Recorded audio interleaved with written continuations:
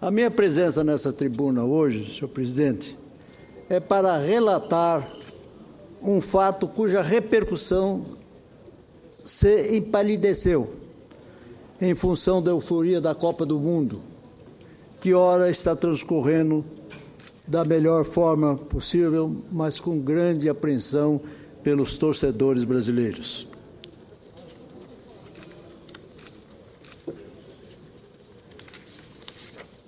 Todos ficaram apreensivos durante o jogo do Brasil e Chile, mas vencemos numa combinação de sorte e talento individual. Mesmo assim, devo dizer que arrefeceu aquele entusiasmo com a nossa seleção, mostrando que ser campeão depende de variáveis impossíveis de serem controladas. Rezemos, pois, pela nossa seleção, porque não será fácil vencer essa Copa. Mas, senhoras e senhores senadores, a minha presença na tribuna, repito, é justamente para, como disse de início, deixar registrado que coisas estranhas e nebulosas estão ocorrendo por esses dias sem que a sociedade esteja devidamente atenta, visto que a mídia tem se concentrado preferencialmente num acontecimento de repercussão mundial, criando uma espécie de hegemonia temática que não abre muito espaço para o aprofundamento de outros assuntos de extrema gravidade para o futuro do país.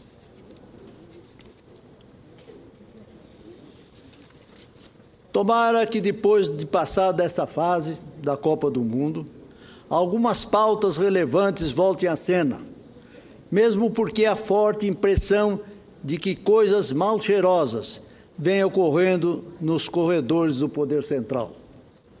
Desejo aproveitar também esse momento para elogiar a atitude responsável do diretor do Hospital do Câncer Alfredo Abrão, de Campo Grande, senhor Carlos Coimbra, da Fundação Carmen Prudente de Combate ao Câncer.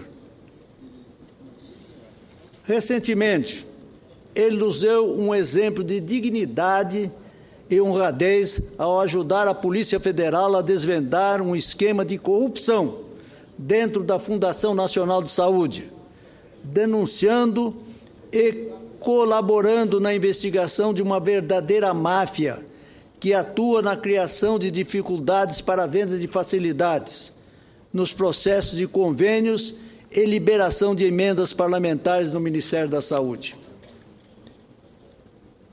Irei descrever aqui, senhoras e senhores senadores, o acontecimento, conforme registro divulgado pela imprensa do meu Estado e de todo o país, bem como pelas informações prestadas pelo próprio denunciante, o Dr. Carlos Coimbra.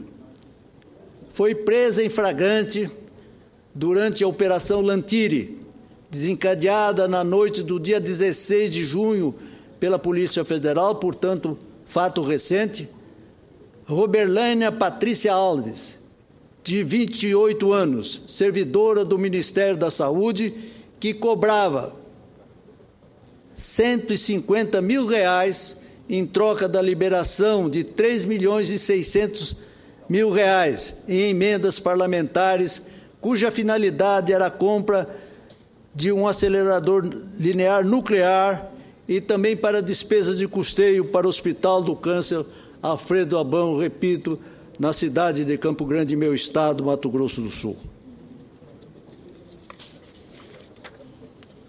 O caso impactou a sociedade sul-mato-grossense, como não poderia ser de outra forma, porque o pedido e recebimento da propina foi totalmente monitorado pela Polícia Federal, com autorização e gravação telefônica e filmagem oculta pelo juiz federal Dr. Odilon de Oliveira, que após a formalização da denúncia do diretor do hospital no mês de abril, possibilitou que o caso viesse à tona nos seus mínimos detalhes.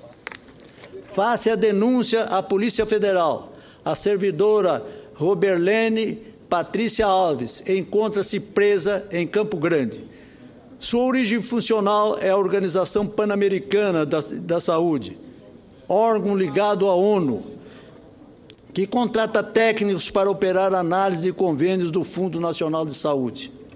Os critérios para a contratação de pessoal dessa área são ainda obscuros, mas acredito que a Polícia Federal deverá desvendar tudo isso de maneira detalhada.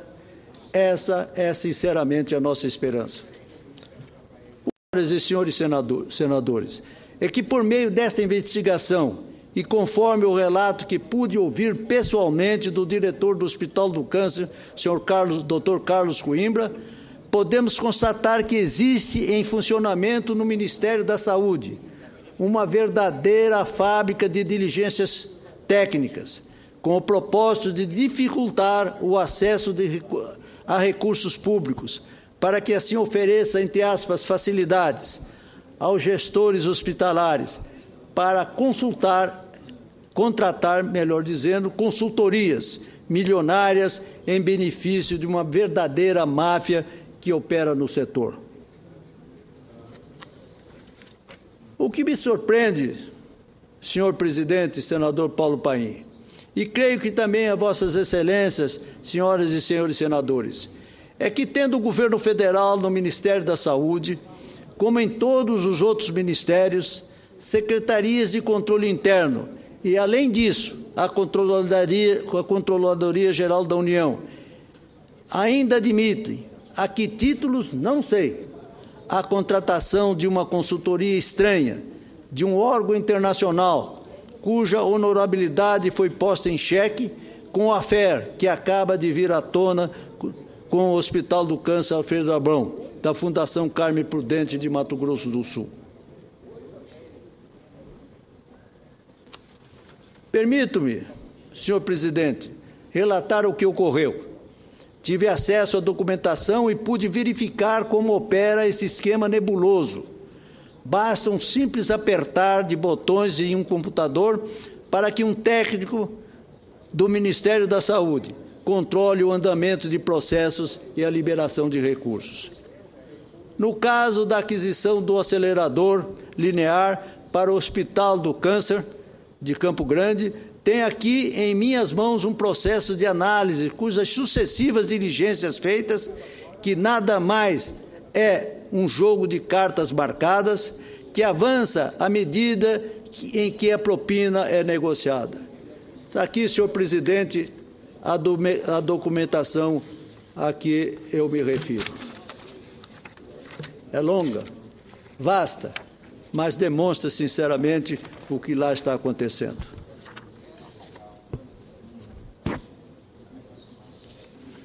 Nesse caso, tudo começou no dia 30 de abril de 1914, quando o hospital recebeu a primeira diligência do Ministério.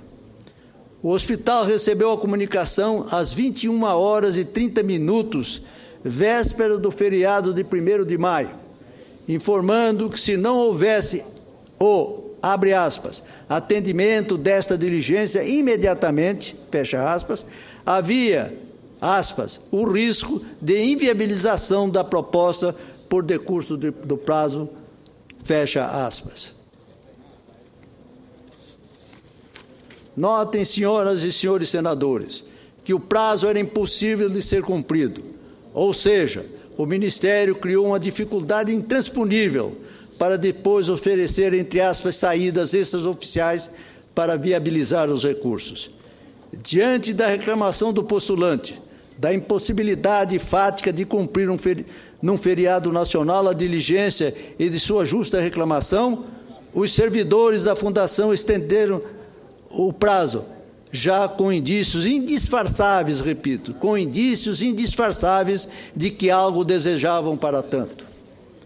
Cumpridas as exigências legais, o processo foi reaberto no dia 8 de maio. No dia seguinte, veio o pedido de, entre aspas, consultoria e a consequente investigação sigilosa. Somente depois de acertada a propina e solucionada a burocracia da diligência, é que os recursos finalmente puderam ser liberados em 15 de maio, às 15h05. E assim foi feito, só que tudo monitorado pela Polícia Federal e pela Justiça Federal da Terceira Região, com sede em São Paulo. É impressionante a engenhosidade de como funciona a corrupção no Brasil. Técnicos ligados a um organismo internacional que ocupam posições estratégicas dentro do Ministério, ligados politicamente não se sabe a quem. Entre aspas, vendem, essa é a palavra, a superação de obstáculos burocráticos para roubar o dinheiro dos impostos, que deveriam atender os brasileiros que necessitam de atendimento à saúde. Chega a ser um processo desumano, senhor presidente, frio, operado por pessoas sem nenhum caráter, agindo, na verdade, como se fosse um governo paralelo, sem nenhum controle, sem nenhuma transparência, sem nenhuma fiscalização. Senhor presidente, senador Paulo Paim, um caso ocorrido em seu estado, Rio Grande do Sul, cuja verossimilhança ao de Mato Grosso do Sul indica que há algo de podre no reino da Fundação Nacional de Saúde. Não vou relatar aqui todo o seu conteúdo, mas peço a Vossa Excelência, senador Paulo Paim, que considere parte integrante do meu pronunciamento todos os detalhes desse affaire ocorrido lá em seu estado. No município de Lajeado, conforme noticiado, e que tem nexo com o ocorrido em Mato Grosso do Sul, gestões escabrosas foram feitas para que recursos fossem liberados no valor de 2 milhões de reais à Fundação de Reabilitação das Deformidades Crânio-Faciais, Fundef. A verba foi indicada pelo senhor deputado federal Enio Bassi. Parecer técnico da União foi emitido às 18h30 de uma terça-feira. A Secretaria de Atenção à Saúde, senhora Laiane de Fátima Silva de Faria, exigiu 3 adequações à proposta do convênio. Estipulou como prazo de resposta um dia útil. Como a Fundação não pôde atender no tempo devido, o repasse foi inviabilizado. Segue-se aqui, senhor presidente, e reitero a Vossa Excelência o meu pedido para que conste do meu pronunciamento outras informações preciosas a respeito desse caso. Senhoras e senhores senadores, as notícias que lhes tragam com profundo pesar servem para reconhecer que um mar de lama, de desonestidade, de desonra ao munus público inunda a esplanada dos ministérios, com reconhecidas exceções, é bom que se deixe claro. Revela também uma história até agora oculta, conforme as investigações da Polícia Federal.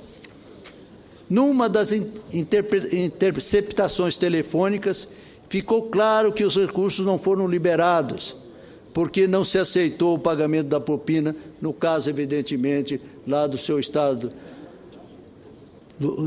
na cidade de Lajeado.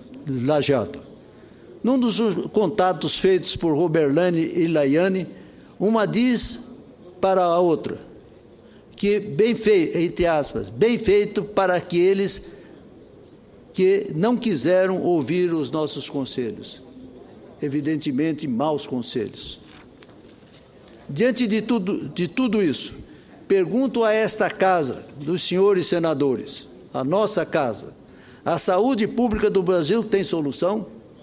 O Congresso Nacional deve formar uma comissão para investigar essas diligências e estabelecer critérios de avaliação desses processos escabrosos? Não podemos mais permitir que o Ministério da Saúde continue ou permita que se ajam como uma raposa no galinheiro.